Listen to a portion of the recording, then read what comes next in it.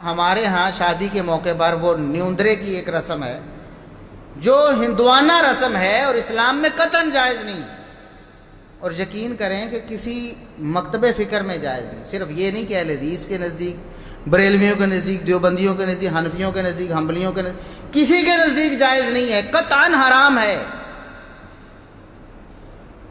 حکم کیا تھا کہ اپنے جاننے والوں کا، قریبیوں کا، دوستوں کا، غریبوں یتیموں کا آپ نے تعاون کرنا ہے، جب ان کو ضرورت ہو تو ان کا تعاون کرنا ہے۔ ایک شخص شادی کر رہا، آپ کا دوست ہے، آپ کا بھائی ہے، آپ کا رشتہ دار ہے، اب ظاہر ہے اس نے ولیمہ کرنا ہے، کچھ اخراجات ہوں گے، تو آپ اس کے ساتھ تعاون کریں، جتنا ہو سکتا ہے اس کے ساتھ تعاون کر دیں اور بس بات ختم۔ اب نیوندرا کیا ہے؟ نہ یہ تعاون ہے، یہ تعاون تو نہیں ہے نا۔ تعاون اگر ہو تو ہبہ، ہدیہ ہوتا ہے، اور ہدیہ واپس نہیں لیا جاتا، تحفہ دے کر واپس لینے والا رسول اللہ صلی اللہ علیہ وسلم نے فرمایا بدترین مثال ہے ان لوگوں کے لیے، اور فرمایا کہ یہ بری مثالیں مسلمانوں کے لائق نہیں ہوتی، کوئی مسلمان ان بری مثالوں پر صادق نہیں آ سکتا، فٹ نہیں ہو سکتا، ان سے دور رہنا ہے۔ وہ بری مثال کیا ہے؟ جو شخص تحفہ دے کر واپس مانگ لیتا ہے، لیا کاٹ میں تینوں یہ چیز دیتی سی، فلاں موقع پر تیرے ساتھ یہ تعاون کیا تھا، لاؤ میرے پیسے لاؤ، فلاں چیز لاؤ۔ فرمایا یہ اس کتے کی طرح ہے جو کہہ کر کے چاٹ لیتا ہے۔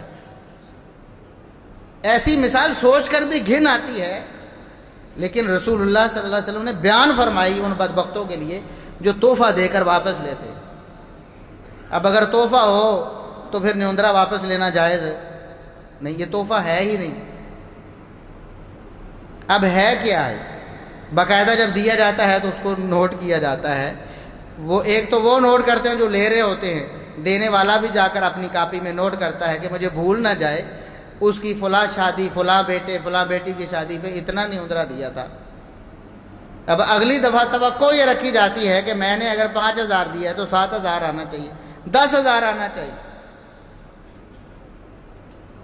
تحفے میں اصول یہ ہے جو قرآن میں اللہ نے بتایا ہے کہ اگر آپ صاحب حیثیت ہیں، آپ کو کوئی تحفہ دیتا ہے تو کم از کم اتنا ہی، اس کے برابر تحفہ اس کو واپس کر دو۔ کسی موقع پر کوئی اتنی ہی چیز، سوٹ دیا ہے تو اسی قیمت کا سوٹ اس کو کسی موقع پر دے دو۔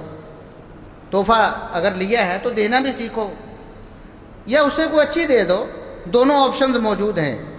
لیکن یہاں کیا ہے؟ اگر نیوندرا اتنا ہی ڈال دیا تو گویا یہ قطع تعلقی کی دلیل ہے کہ آج کے بعد ہمارا تمہارا لین دین ختم۔ اب شادی بیاہ کے معاملات سے یہ خارج ہو گیا ہے، اس نے ہمارے ساتھ رابطہ ختم کر دیا ہے، کیونکہ اس نے برابر کر دیا ہے۔ تحفہ ہوتا تو برابر کیا جا سکتا ہے، یہ قرآن کا حکم ہے۔ جب تمہیں تحفہ دیا جائے، کوئی بھی تحفہ، اس سے اچھا دے دو یا کم از کم اتنا دے دو۔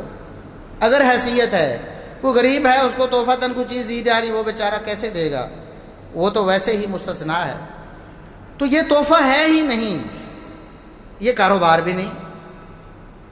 بھئی آپ نے کوئی کاروبار کیا ہے، اس کو کوئی کاروبار تھا جس میں آپ نے حصہ ڈالا جا کر، یہ کوئی ولیمہ، یہ کوئی کاروبار ہے جس میں آپ نے حصہ ڈالا، پھر یہ کیا ہے؟ یہ سود ہے، یہ جوا ہے۔